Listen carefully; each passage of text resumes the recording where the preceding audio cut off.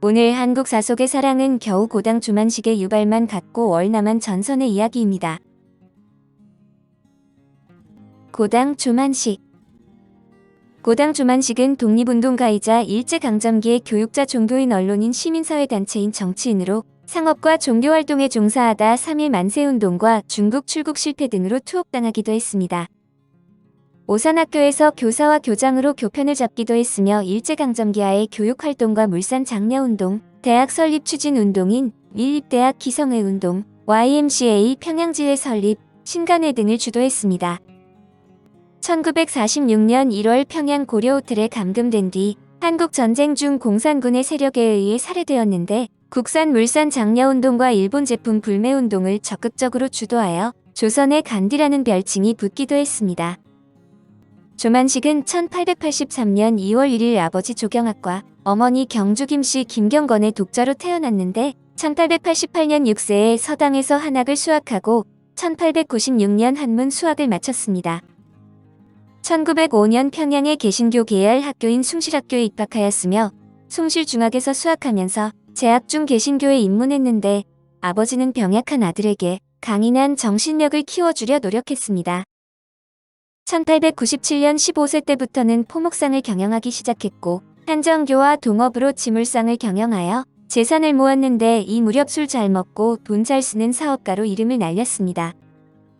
1895년 그는 부모의 권유로 2세 연상의 박씨 부인과 결혼했지만 첫 아들 조칠숭이 정신박약아로 태어났고 결혼 생활 7년 만인 1902년 그는 첫 부인 박씨와 사별했습니다. 1902년 전주이시 이의식 여사와 재혼을 했으며 장애하였던 장남 조칠숭은 그의 나이 26세 때에 요절하고 말았습니다. 러일 전쟁이 발생하자 장사를 그만두고 가족들을 이끌고 대동강 중류 지방의 백이섬에 있는 벽도지리 마을로 피난을 떠났고 피난 생활 중에 그부의 전도로 교회에 나가게 되었습니다. 일본 도쿄 유학 중 1910년 여름 조만식은 잠시 귀국하여 고향에 돌아왔을 때 경술국치 소식을 접하고 한일합방 경축식 행사장을 아수라장으로 만들려다 아버지의 간곡한 만류로 그만둡니다. 그 뒤 다시 일본으로 건너가 메이지 대학을 다녔는데 31살의 늦은 나이에 메이지 대학 법학부를 졸업하고 귀국해 평북 정주의 오산학교 교사로 근무하다 1915년 오산학교 교장으로 승진했습니다. 당시 오산학교는 설립자 이승훈이 배고인 사건으로 투옥되어 학교를 유지하기조차 힘든 위기에 놓여있던 때였는데 봉급도 받지 않고 교사, 교장으로 8년 동안 3차례 봉직해 학교를 반석 위에 올려놓았습니다. 1919년 오산학교 설립자인 이승훈을 필두로 교사와 직원에 이르기까지 3.1 운동에 적극적으로 참가하자 그도 교장직을 사직하고 3.1 운동에 적극 가담했다가 수배되어 피신합니다. 독립운동 동료 도인권과 함께 평양을 떠나 국내를 탈출, 상해로 망명하려던 중 체포되어 평양에 압송되었고 보안유지법 위반 혐의로 징역 1년형을 언도받고 평양 감옥에서 1년간 복역했습니다.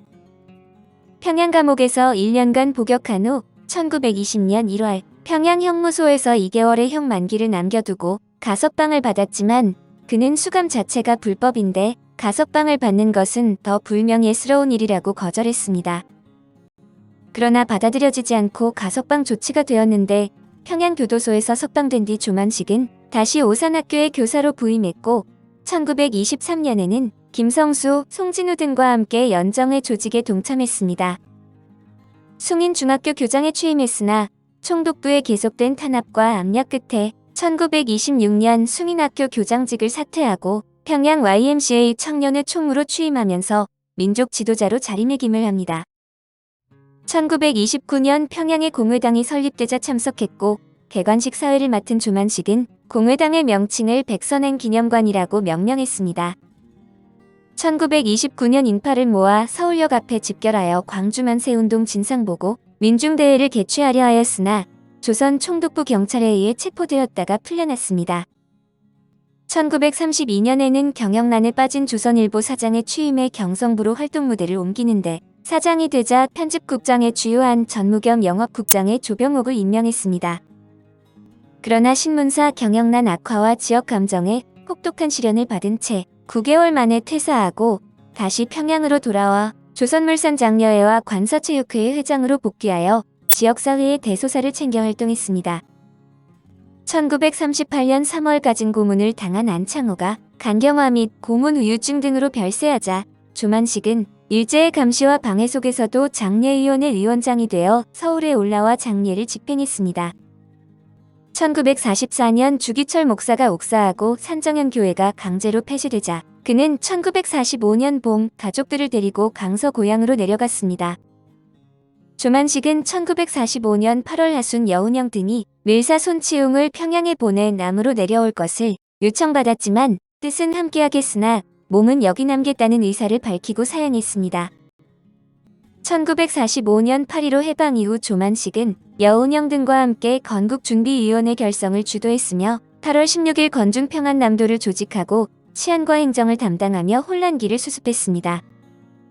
1945년 9월 8일 조선인민공화국의 내각이 발표되었는데 조만식은 인공내각의 재정부장으로 선임되었으나 미 군정 진주 후 인민공화국 내각이 와해되면서 사퇴하게 되었습니다. 1945년 9월 21일 날짜로 소련은 민주정당 사회단체들의 광범한 블록에 기초를 둔 부르주아 민주정권을 창설하라고 공식적으로 지시를 내립니다. 이를 수행하기 위해 민족주의자가 필요했지만 민족주의자 인사들은 대부분 월남했고 북조선에는 거의 남아있지 않았는데 유일하게 남은 민족주의자는 조만식뿐이었습니다. 10월 중순 김일성과 면담했는데 김일성은 조만식을 만날 때마다 선생님에 불렀지만 돌아와서는 조만식을 빨리 죽여 없애자고 떠들어 소련군 장교들을 놀라게 했습니다. 1945년 11월 3일 조만식은 민족민주계열이자 최초의 개신교 정당인 조선민주당을 창당했는데 조만식과 지지자들은 소련의 북조선 점령 과정에서 점차 공산주의자들 및 소련과 충돌하게 되었습니다. 1945년 12월 신탁통치가 결정되면서 찬, 반탁 구도가 설정되는데 그는 통일 임시정부 수립안에는 찬성했으나 소련 측에서 후견제로 표현한 신탁통치안에 대해서는 강력히 반발했습니다. 치스차코프 점령군 사령관은 신탁통치 결정서에 서명만 해주면 조선의 대통령으로 만들어주겠다고 조건을 제시하였으나 이를 받아들이지 않았다고 합니다. 반탁운동을 벌이던 조만식은 뜻을 바꾸지 않았고 북조선에서 정권을 잡은 김일성 세력에 의해 곧바로 인민정치위원회 위원장에서 축출된 뒤 결국 1월 5일부터 연금 상태에 처하게 되었습니다. 1946년 1월 5일 고려 호텔에 연금된 것을 시작으로 한국 전쟁 때까지 투옥되어 있었는데 이승만과 김구는 1946년 4월 밀사 김욱을 조만식에게 파견했습니다. 그러나 밀사로 파견된 김욱을 접견한 조만식은 자신의 이름을 사용하는 것은 방임하면서도 직접 문서에 서명하지 않았습니다. 1948년 5월 남북협상을 마치고 돌아가는 김구는 김일성에게 조만식을 데리고 가게 해줄 것을 부탁했으나 김일성은 자신에게는 권한이 없다며 거절했습니다. 1950년 5월 16일 북조선 당국이 조만식을 남쪽에서 활동 중 체포되었던 김삼룡, 이주하와 교환할 것을 제의하기도 했으나 남북의 의견 차이로 결론 없이 끝이 났습니다.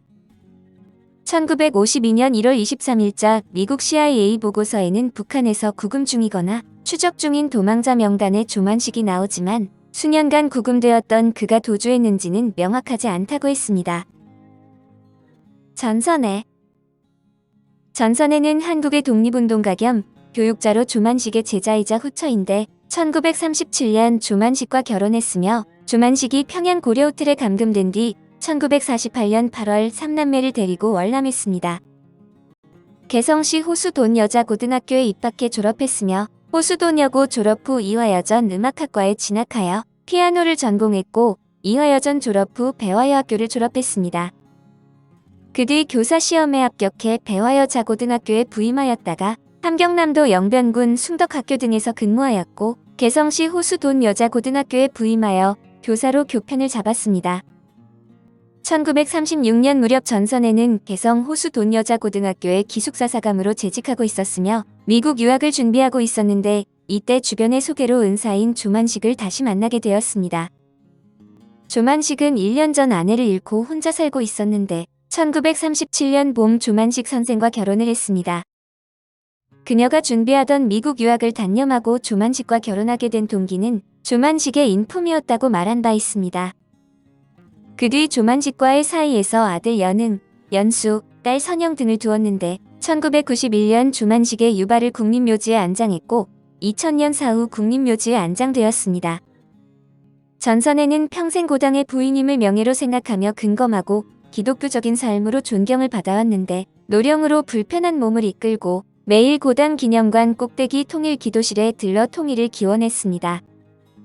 1948년 북한의 공산 정권이 들어선 후 남편을 평양에 남겨두고 삼남매와 월남한 전 여사는 91년 국립묘지에 고당 선생을 안장하기까지 빗바랜 편지 봉투에 고당 선생의 머리카락과 손톱을 간직해왔습니다. 상당히 연로하셔서도 늘 버스만 타고 다니셨습니다. 좋은 옷을 입는 법도 기름지고 맛있는 음식을 찾는 법도 없었죠. 연세대합 창천교회 박춘하 담임 목사는 34년간 지켜본 전 여사의 모습을 이렇게 전했는데 전선에는 엘리트 신여성으로 1904년 일찍 개화한 개성의 감리교 집안에서 태어났습니다. 대화여고, 평북 영변 숭덕중학교를 거쳐 모교인 개성 호수도녀고 음악교사를 지내다 조만식 선생과 결혼했는데 전선애가 34, 조만식이 56이었습니다. 호수도녀고에서 함께 교사로 일했던 유달영 성천문화재단 이사장은 이렇게 그녀를 기억했습니다. 상냥하고 점잖은 분이었습니다. 이렇게 훌륭한 분이 왜 30이 넘도록 혼인을 안 하시느냐고 제가 싱거운 소리를 했더니 아주 진지하게 나는 마음으로부터 존경하는 남자를 만나기 전엔 안 합니다. 내 인생관이 그렇습니다 하시더라고요. 인품에 감화한 결혼이었지만 현실은 쓰라렸는데 고당이 조선일보사 사장을 지낸 데다 물산장려운동과 민족운동에 전념하던 때라 늘 일제의 감시가 뒤따랐고 해방 후엔 공산당에 연금까지 당했습니다. 고려 호텔에 갇힌 고당을 마지막 본 것은 1947년 2월로 호텔로 면회 갔다 우연히 마주쳤지만 정작 면회는 거절당했으며 그것이 마지막이었습니다. 1948년 11월 이제 겨우 10살에서 5살 배기까지 아무것도 모르는 나이 어린 세 자녀를 데리고 홀로 월남한 그는 생활 형편이 극히 어려운 가운데에서도 아무에게도 고당 가족임을 밝히지 않았다고 합니다. 전선의 여사의 평생 소원은 두 가지로 고당을 국립묘지에 모시는 것과 이 땅의 통일을 보는 것이었는데 앞의 소원은 91년 이뤄졌지만 또 하나의 소원은 우리 모두의 소원으로 아직도 남아 있습니다. 유해는 국립묘지 고당 선생 묘소에 합장되었는데 유족으로는 선영, 조선일보 이사 제작국장을 지낸 연흥, 고당 기념사업회 사무국장을 지낸 연수씨가 있습니다. 조만식과 전선애. 조만식은 1935년 12월 18일 부인 이희식 여사가 별세의 아내를 잃고 혼자 살고 있었는데 이때 주변의 소개로 옛 제자인 전선애를 다시 만나게 되었습니다. 전선애는 이 무렵 개성 호수돈여자고등학교 기숙사사감으로 재직하고 있었는데 다시 만난 지 3개월 만인 1937년 봄 조만식은 전선애와 결혼을 했습니다. 1945년 12월 신탁통치안이 결정되자 조만식은 신탁통치를 반대했고 1946년 1월 소련 군군정에 의해 평양 고려호텔에 감금되었습니다. 1946년 5월 남한과 북조선의 단독정부 수립이 확실시되자 그는 밀사를 보내 구처 전선애를 불렀습니다. 조만식은 자신의 최후를 예감해 머리카락을 삭발해 두었다가 면회 시간에 전선애에게 자신의 머리카락과 자른 일시를 적은 쪽지를 담은 흰 편지 봉투를 건네주었습니다. 조만식은 아내 전선애에게 호텔에 놓여있던 피아노로 찬송가를 연주하게 하였고 그 사이 세 자녀를 데리고 방으로 들어가 기도한 뒤 작별 인사를 나누었습니다. 그는 여기서 눈뜬 장님을 만드는 것보다 위험이 따르겠지만 자녀들을 서울로 데려다가 공부를 시키는 게 좋겠다며 아내에게 월남을 권고합니다. 가족과 작별한 뒤 전선애는 조만식이 건네준 머리카락을 품에 간직하고 세 자녀와 함께 월남을 했습니다. 1991년 11월 5일 서울특별시 동작동 국립묘지에서 열린 고당 선생 추모 안장식 때 조만식의 시신 대신 이 유발이 안장되었고 전선애는 조만식의 유발이 안장될 때 직접 참석했습니다. 고려호텔 연금 기간 동안 그와 함께 있던 차남 조연창과 사위 강희홍은 한국전쟁 직전에 투옥된 것으로 알려져 있으며 이후 행방은 묘연합니다. 6.25 사변 전에 강제노동소로 끌려간 후 그는 질병으로 남평경희과 대학병원에 옮겨졌고 다시 미림리에 있는 치안국에 이감된 이후 소식불명입니다. 오늘 한국 사속의 사랑은 겨우 고당 주만식의 유발만 갖고 월남한 전선의 이야기였습니다.